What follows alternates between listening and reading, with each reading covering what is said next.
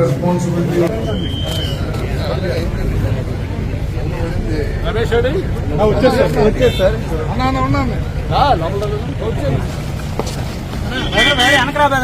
చూడలేదు, నేను చూడలేదు.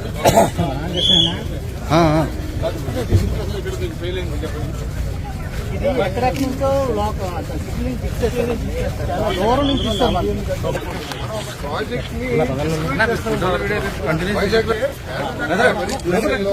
చాలా కట్ల మీద చెత్తలో ఉండే ఇల్లు అటువంటి పేదలకు ఇచ్చింది. Sir sir sir sir sir sir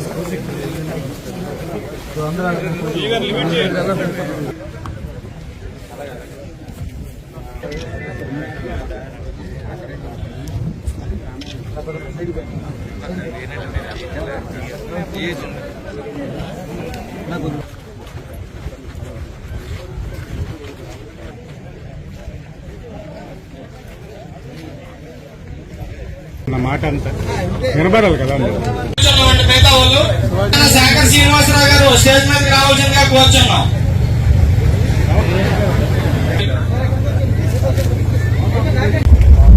Anantapuram మండలంలో ఏదైతే ఎన్నో రోజులుగా ఎదురు చూస్తున్న ఒక ఇంపార్టెంట్ ప్రోగ్రాం. ఎందుకు ఇంపార్టెంట్ ప్రోగ్రాం అంటే వేలాది ఇళ్లు అంటే మనకి తమ్ముడిపల్లి కానీ ఇక్కడ కానీ మొత్తం దాదాపు 14-15,000 ఇళ్లు. అంటే 15,000 ఇళ్లు అంటే దాదాపు 50-60,000 మంది జనాభా ఉండే ప్రాంతం. అంటే ఒక పెద్ద మున్సిపాలిటీతో సమానం. అన్ని వేల ఇళ్ల నిర్మాణం గతంలో మొదలుపెట్టి మరి రకరకాల కారణాలతోటి ఇవన్నీ అసంతృప్తిగా ఉన్నాయి, అసంపూర్తిగా. మరి ఈరోజు మనకు ఒక డైనమిక్ మినిస్టర్, నాకు ప్రత్యేకించి బాగా ఆప్తులు, మేమిద్దరం కూడా గతంలో కంబైన్డ్ ఆంధ్రప్రదేశ్ లో కలిసి మంత్రివర్గంలో ఉన్నవాళ్ళం, మంత్రులుగా పనిచేసిన కలిసి. మరి పొలిటికల్ ఫ్యామిలీ, వాళ్ళ నాన్నగారు అయితే ఎప్పుడో మేము చిన్నప్పుడు ఉన్నప్పుడే మచిలీపట్నం ఎంపీగా చేశారు. అటువంటి పొలిటికల్ ఫ్యామిలీ, ప్రజల సమస్యల పట్ల పూర్తి అవగాహన ఉన్న వ్యక్తి. అటువంటి వ్యక్తి ఈరోజు ఈ కీలకమైన శాఖకి మంత్రిగా రావటం, మంత్రిగా వచ్చిన వెంటనే 4 సార్లు అడిగాడు అన్నట్టు. అలా ఇట్లా మన కాన్స్టిట్యూన్స్ లో హౌసెస్ ఒకసారి రిస్పెక్ట్ చేయాలి, అవన్నీ కూడా అసంపూర్తిగా ఉన్న వాటిని కంప్లీట్ చేసి పబ్లిక్ అర్థం చేస్తే బాగుంటాయి అంటే, మామూలుగా మనకి జనంలో ఒక అభిప్రాయం ఉంది, ఏదో జగనన్న కాలనీలు కాబట్టి ఏదో అరకొర దీంట్లో ఉన్నాయి, సరిగా ఇవి సూటబుల్ కావేమంటే ఒకటే అన్నారు. అంతా మన మైండ్ సెట్ పెట్టి ఉంటుంది. ఈ రోజుకి మనం పట్టణ ప్రాంతాల్లో చూస్తే మురికి వాడల్లో చిన్న చిన్న ఇంకా పాకల్లో నివసిస్తున్న ఉన్నారు. అటువంటి వాళ్ళకి ఏ విధంగా చూసుకున్నా ఇది బెటర్ గా ఉంటాయి. కాకపోతే ఇక్కడ ఏమి మనం ప్రాబ్లమ్స్ రెక్టిఫై చేద్దాం, మిగతా సంబంధించిన అసంపూర్తిగా ఉన్న పనులు కూడా కంప్లీట్ చేద్దాం అని చెప్పని మొత్తం డిపార్ట్మెంట్ అధికారులందరినీ పిలిచి ఈచ్ కాలనీ వైజ్ ఎన్ని ఇళ్లు శాంక్షన్ అయినాయి, ఎన్ని ఇళ్లు కంప్లీట్ చేశారు, ఎన్ని ఇంకా స్టార్ట్ చేయాల్సి ఉన్నాయి, ఆ కంప్లీట్ చేయాల్సిన ఏమేమి వర్కులు పెండింగ్ ఉన్నాయి, కరెంట్ సైడ్ ఏంటి, లేకపోతే మిగతా ఫెసిలిటీస్ ఏంటి, అలాగే కామన్ ఫెసిలిటీస్ ఒక 15,000 ఇళ్లు ఒక చోటకు వస్తే ఒక పెద్ద టౌన్షిప్ లాంటిది. దానికి కామన్ ఫెసిలిటీ, ఒక స్కూల్ ఉండాలి, ఒక హాస్పిటల్ ఉండాలి, ఒక మార్కెట్ ఉండాలి, ఒక షాపింగ్ కాంప్లెక్స్ రావాలి, ఒక సినిమా థియేటర్ రావాలి. ఇటువంటి అన్ని రావాలంటే అక్కడ కొంత కామన్ స్పేస్ కూడా ఉండాలి. ఇవన్నీ సరిగా వదిలారా లేదా, వదిలితే అవన్నీ ఎలా ఉన్నాయి ఇవన్నీ కూడా డీటెయిల్ గా స్టడీ చేద్దామని చెప్పని ఏదో అధికారులు చెప్పిన మాటలు వినకుండా నేను స్వయంగా వస్తాను, నేను చూస్తాను, చూసిన తర్వాత నిర్ణయం తీసుకుందామని చెప్పని ప్రత్యేకంగా ఆల్ ద వే ఈ రోజు ఈ కార్యక్రమం కోసం మినిస్టర్ గారు వచ్చినందుకు ఆయనకి ప్రత్యేకంగా ధన్యవాదాలు, అభినందనలు. అందరూ కూడా హర్షధ్వానాలతో చెప్పడం ద్వారా కోరుతా ఉన్నాం. ముఖ్యంగా ఏమిటంటే పెద్ద ఎత్తున ఈ రాష్ట్రంలో పేదవాళ్ళకి ఇల్లు నిర్మించేవారనే ఏదైతే ఆలోచన ఉందో ఆ ఆలోచనలో కార్యక్రమాలు పెట్టడం కోసం ఈ కాలనీలన్నింటినీ కూడా గత ప్రభుత్వం ప్రారంభించింది, కేంద్ర ప్రభుత్వ సహకారంతో. వాస్తవానికి ఈ కార్యక్రమం ప్రారంభమైంది 2014-19లో చంద్రబాబు నాయుడు గారు ముఖ్యమంత్రిగా ఉండగా ఆనాడు ప్రస్తుత ప్రధానమంత్రి గారు దాదాపు 20 లక్షల ఇళ్లు శాంక్షన్ చేశారని చెప్పేసి అందరికీ సవినయంగా మనం చేస్తాను. కానీ గత ప్రభుత్వం యొక్క ఆలోచనలో ఉన్న తప్పిదాల మూలంగా కానివ్వండి, ఒక దూరదృష్టి లోపించడం మూలంగా కానివ్వండి, ఇల్లు కడుతున్నాము, ఇళ్లలో నివాసం ఉండాలంటే సౌకర్యాలు లేకపోతే నివాసం ఉండలేము అనే ఆలోచన లేకపోవడం కానివ్వండి, చంద్రబాబు నాయుడు గారి ప్రభుత్వంలో 2.5 లక్షల రూపాయలు ఎప్పుడు 14-19 అంటే 10 సంవత్సరాల క్రితం ఏదైతే యూనిట్ కాస్ట్ ఉందో ఒక ఇంటికి 2.5 లక్షల రూపాయలు ప్రతి పైసా రాష్ట్ర ప్రభుత్వం నుంచి ఖర్చు పెట్టి చంద్రబాబు నాయుడు గారు ఇల్లు కట్టిస్తే, తర్వాత వచ్చిన ప్రభుత్వం జగన్మోహన్ రెడ్డి గారి ప్రభుత్వం ఆ 2.5 లక్షల నుంచి 30,000కి తగ్గించేసుకునే రాష్ట్ర ప్రభుత్వం వాటాని మిగతా 1,50,000 రూపాయలు కేంద్ర ప్రభుత్వం నుంచి తీసుకుని దీన్ని ఇంత కొంచెం ఇబ్బందికరంగా ఈ కార్యక్రమాన్ని నిర్వహించాలని చెప్పేసి చెప్పక తప్పదని చెప్పేసి మనం చేస్తా ఉన్నాను.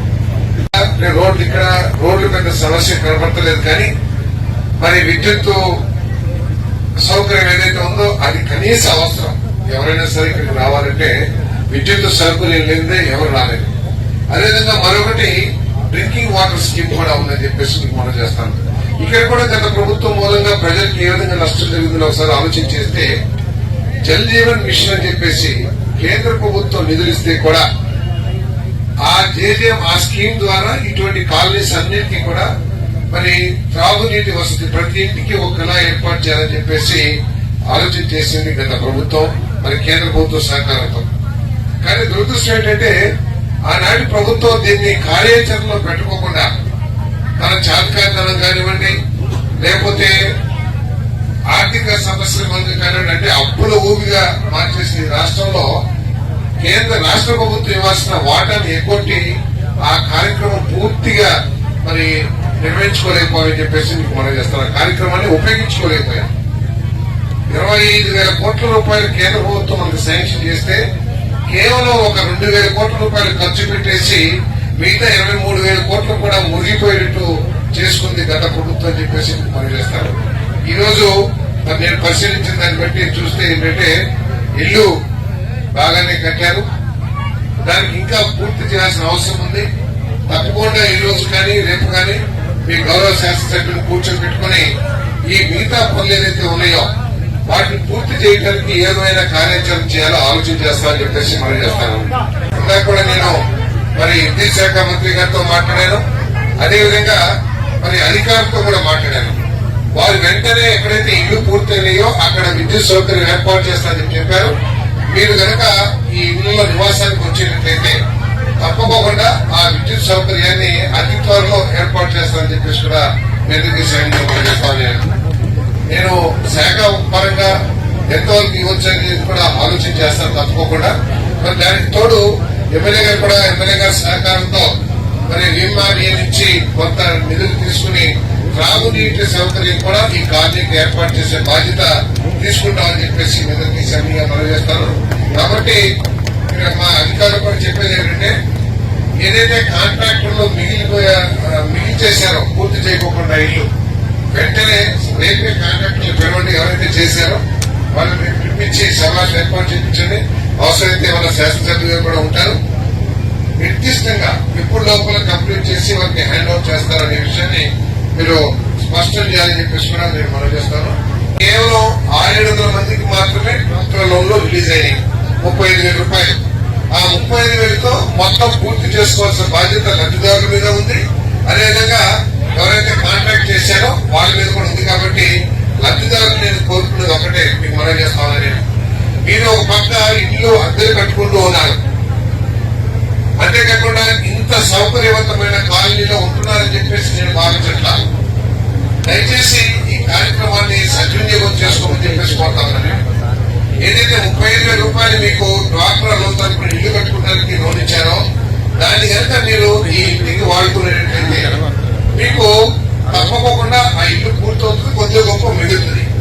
అటువంటి వాళ్ళకు కూడా ఈ 16 మందిలో ఎంతమంది అయితే ఎస్సీలు, బీసీలు, ఎస్టీలు ఉన్నారో ఈ 2,15,000 కాకుండా ఎస్సీ, బీసీలకైతే మరో 50,000 రూపాయలు, ఎస్టీలకైతే మరో 75,000 రూపాయలు ఇచ్చే కార్యక్రమం కూడా. ఎందుకంటే చంద్రబాబు నాయుడు గారు మన కూటమి ప్రభుత్వం యొక్క లక్ష్యం ఏంటంటే ఈ 4 సంవత్సరాల్లో అర్హత ఉన్న ప్రతి ఒక్కరికి కూడా ఇల్లు నిర్మించి వారికి ఇవ్వాలనేది ఈ ప్రభుత్వం యొక్క లక్ష్యం. అంతేకాకుండా ఏదో ఇచ్చేసాము ప్రచార పాటలకి కాకుండా వారికి అందరికీ కూడా సౌకర్యవంతమైన ఇల్లు ఏర్పాటు చేయాలనే ఉద్దేశంతో మన ప్రభుత్వం గ్రామాల్లో అయితే 3 సెంట్లు, అదే అర్బన్ ఏరియాలో అయితే 2 సెంట్లు ఇచ్చే కార్యక్రమాన్ని కూడా చేయబోతున్నామని చెప్పేసి మనం చేస్తాను. నేను ముఖ్యమంత్రి గారు పెద్ద మనసుతో గత ముఖ్యమంత్రి గారు చెప్పేవాడు ఇటువంటి మీటింగ్ ఉంటే నా ఎస్సీ, నా ఎస్టీ, నా బీసీ అని చెప్పేసి చెప్పేవాడు. గత ప్రభుత్వంలో చంద్రబాబు నాయుడు గారు ఇచ్చిన పథకాన్ని కూడా ఏది ఎస్సీ, ఎస్టీ, బీసీలకి ఏదైతే 50 ఇచ్చారో అది రద్దు చేశారు. మళ్ళీ ఈ రోజు మన ప్రీతం ముఖ్యమంత్రి చంద్రబాబు నాయుడు గారు ఎస్సీలకి, బీసీలకి, ఎస్టీలకి మరో 50,000 రూపాయలు ఇచ్చే కార్యక్రమం చేస్తున్నారు. కాబట్టి దయచేసి సద్వినియోగం చేసుకోమని చెప్పేసి మనం చేస్తాను.